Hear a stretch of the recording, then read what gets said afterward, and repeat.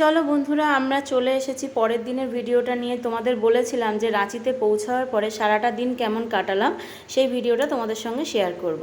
তো দেখো, আমরা এবার ট্রেন থেকে নেমে পড়েছি, তখন 7টা বাজে। সেই সময় আমরা ট্রেন থেকে নেমে পড়েছি। ট্রেন থেকে নেমে পড়ার পরে এবার আমরা যাব। এবারে চেঞ্জ ফেঞ্জ করে নেবো, ফ্রেশ হয়ে নেবো। ফ্রেশ হয়ে নেওয়ার পর তারপরে আমরা আবার এখান থেকে রেডি হয়েই তারপরে আমরা উপবনের দিকে যাত্রা শুরু করব। তো দেখো, যেমন বলা তেমন কাজ আমাদের সবার, কিন্তু আমরা সব ফ্রেশ হয়ে রেডি হয়ে গেছি। দেখো, আমাদের স্নান হয়ে গেছে, সব কিছু হয়ে ঠয়ে যাওয়ার পরে এবার এখন খাওয়া দাওয়া টুকটাক কিছু করে তারপরে আমরা উপবনের দিকে যাব। আমার সাহেবের বাড়িতে এসেছি কত দিন পর, আমার অনেক দিন আমার শখ আমার সাহেবের বাড়ি দেখতে যাব। জানো, এত আনন্দ মনে হয় কোনো যাত্রায় পাইনি, কোনো ট্যুরের ট্রাভেলসে কোথাও গিয়ে এত আনন্দ পাইনি যেই আনন্দটা এখানে হয়েছে। আমাদের সবাই ফ্রেশ হয়ে গেছি, এবার এখন যাবো উপবনের দিকে। দেখো, আমরা কত গুরুজনরা মিলে এসেছি, চলো দেখা সরাসরি। এদিকে এসো,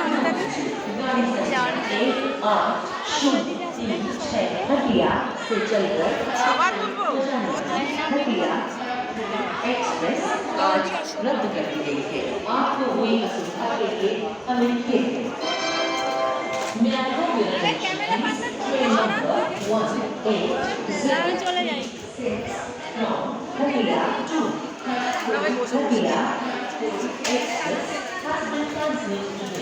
Inconvenience caused is deeply regretted. कृपया ध्यान दीजिए, गाड़ी संख्या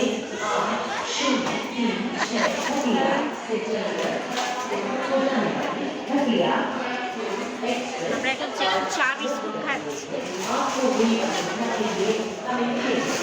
মা কোথায় গেল? একটু লাল চা খাবো, লাল চা খাওয়াবো।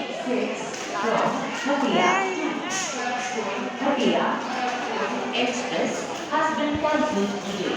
Inconvenience caused is deeply regretted. कृपया ध्यान दीजिए, गाड़ी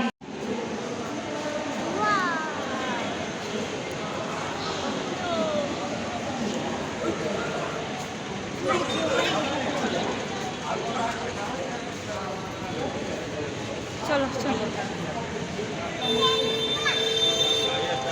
আসো।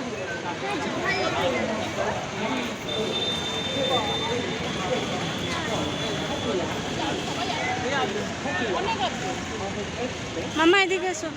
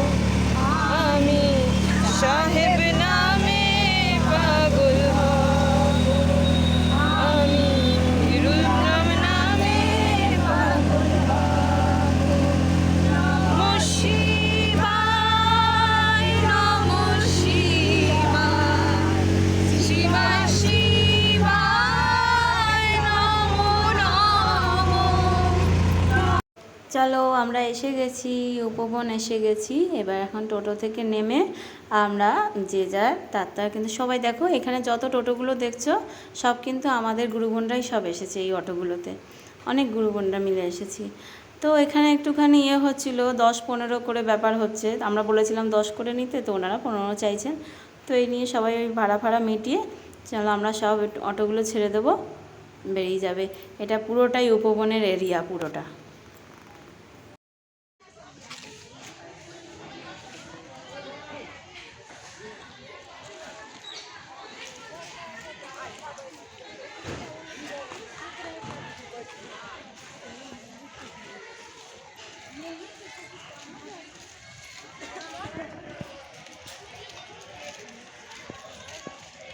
তোমাদেরকে এতক্ষণ যে উপবন উপবন বলছিলাম, এই হলো উপবন, এই হলো উপবনের গেট।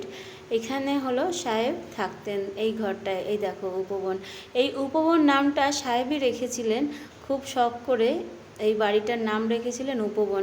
এই যে দেখছো এই ডগিগুলো কিন্তু সাহেবেরই ডগি। সাহেব খুব ডগ পছন্দ করতেন। সাহেবের কাছে দুটো এরকম বড় বড় ডগি আছে। তো এই যে যে এইখানটা দেখেছো, এই এই জায়গাটায় আমাদের এসে আমরা ব্যাগ ফ্যাগগুলো রেখেছিলাম। ব্যাগ, জুতো ফুতো সব এখানটায় রাখা হয়েছিল। এখানে সিসিটিভি ক্যামেরা ট্যামেরা রয়েছে, তো এখানটায় আমরা সব রেখেছিলাম। রেখে সবাই মিলে দেখেছো এত গুরুবন এসেছে। তারপর বাইরেও ছিল, ওদিকে নেপাল থেকে এসেছে, অনেক জায়গা থেকে এসেছেন গুরুবনরা। তো এখানে সবাই জিরোচ্ছিল, কারণ উপবন 12টার সময় খুলবে। 12টার সময় উপবন খুলবে বলে তো আমরা ওখানে পৌঁছে গেছিলাম 9:30 নাগাদ। তখন আমরা এখানে বসে সবাই মিলে একটুখানি গল্প টল্প করছিলাম সাহেবের সম্বন্ধেই। তো তোমাদেরকে যে সাহেবের কথা এত বলছি, তো তোমাদের তো নিশ্চয়ই জানতে ইচ্ছে করছে যে এই সাহেবটাকে।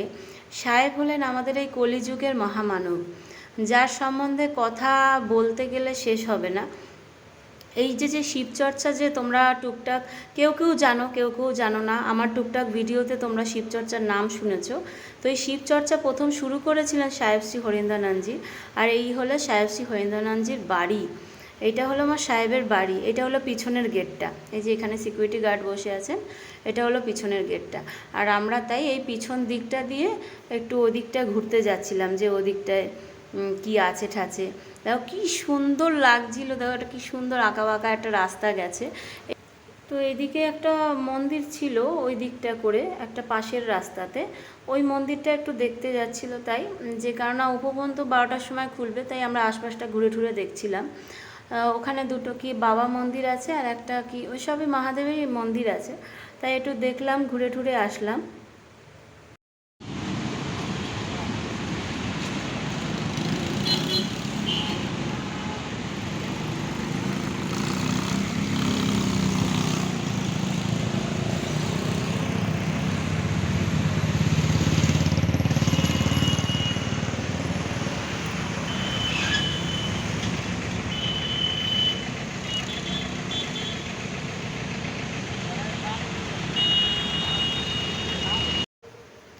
তারপরে চলে এসেছিলাম। মা বারবার বললো যে একটু ভাত খেয়ে নিবি, তাই জন্য তো আমাকে দেখতে পাইনি তখন। ওই জন্য আমি ওদিকটা ঘুরছিলাম বলে, আমি বোন আর বাবান বৌদি আমরা ওদিকটা ঘুরছিলাম বলে, তাই আমার সঙ্গে দেখা হয়নি বলে মা, বৌদি আর শিউলিদি ওরা এসে গেছিলো। তো ফোনে তারপর বারবার বললো, তারপরে আমরা গিয়ে ভাত খেয়ে আসলাম। নিরামিষ ভাত খেলাম, খুব ভালো জানো, এত সুস্বাদু, খুব ভালোই লাগছিলো।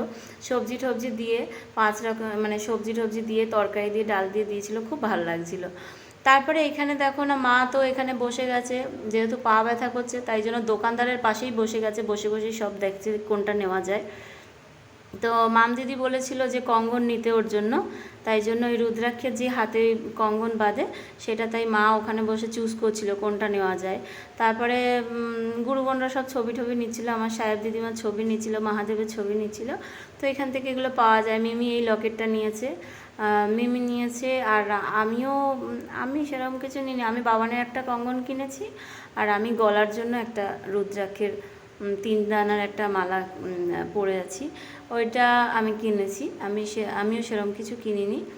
আর এই আর কি ব্যাপার স্যাপার। এখানে তো মানে এমনই একটা জায়গা, এখানে আসলে মানে এরকম সবাই ছবির দোকানটায় প্রচুর ভিড় হয়ে যায়। তো অত্যাধিক বৃষ্টি হওয়ার কারণে না বেশি দোকান বসেনি, একটাই দোকান বসেছিল, তাই জন্য এই একটা দোকান বসাতে প্রচুর ভিড় হয়ে গেছিলো।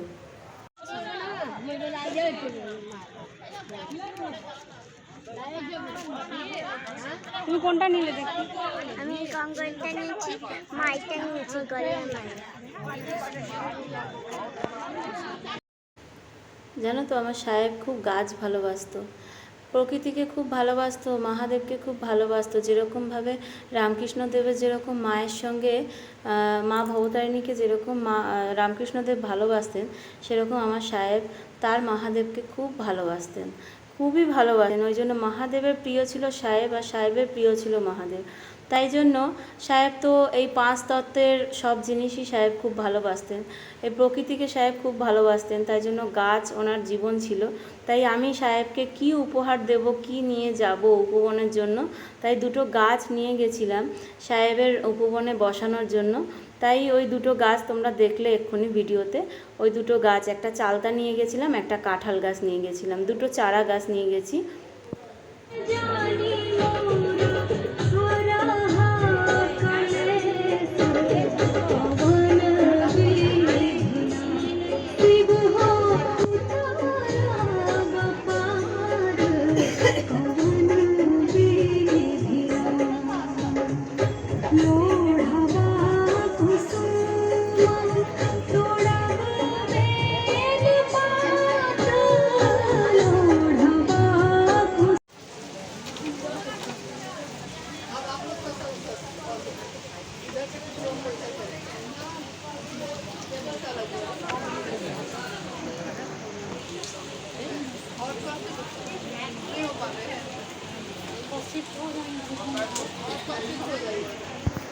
তো সাহেব তো এখন শরীর রেখেছেন, সাহেব তো শরীরে নেই। তো তোমাদের একটা কথা বলে রাখি, সাহেব কিন্তু গুরু ছিলেন না। আমরা অনেক সময় এইটা নিয়ে ঘাবড়ে যাই মানুষ, যে হয়তো রিয়ার গুরুদেবের বাড়িতে গেছে। গুরু কিন্তু এখানে স্বয়ং শিব। আমরা মহাদেবকে, শিবকে গুরু বানিয়েছি। তো এখানে সাহেব হলেন, সাহেব এমনই একজন মহামানব যার দ্বারা এই শিবচর্চা শুরু হয়েছে, সেটাও কিন্তু ওই মহাদেবের আদেশেই।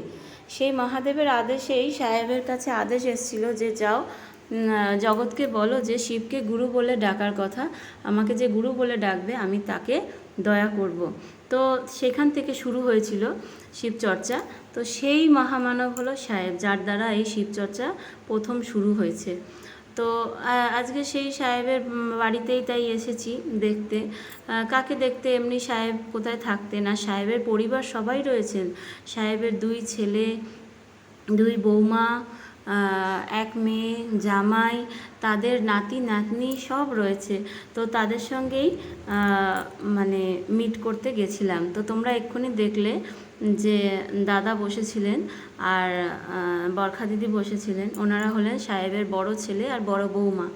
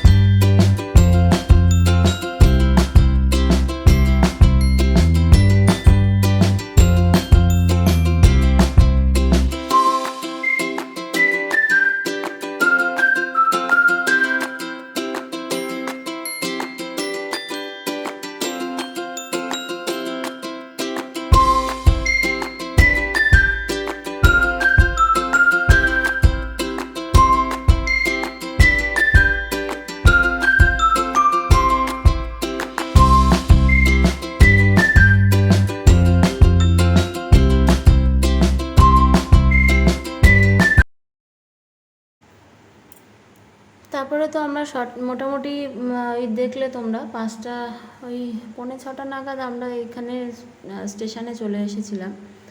তারপরে একটু রাতের খাবার দাবারগুলোর ব্যবস্থা করা হয়েছিল। মা আর শেষদি গেছিল, আরও কিছু গুরুবোনরা মিলে গিয়ে রাতের খাবারগুলোকে নিয়ে এসেছিল, যে ট্রেনে বসে খাবো। সেটা সব কিছু খাবারগুলো প্যাক করে নেওয়ার পর তারপরে আমরা এখানে বসে চাদর পেতেছিলাম, ব্যাগে চাদর ছিল। তো সেই চাদর পেতে আমরা সব গুরুবোনরা মিলে, আজ আমাদের চাদরটা পেতেছিলাম যে কজন ধরেছে।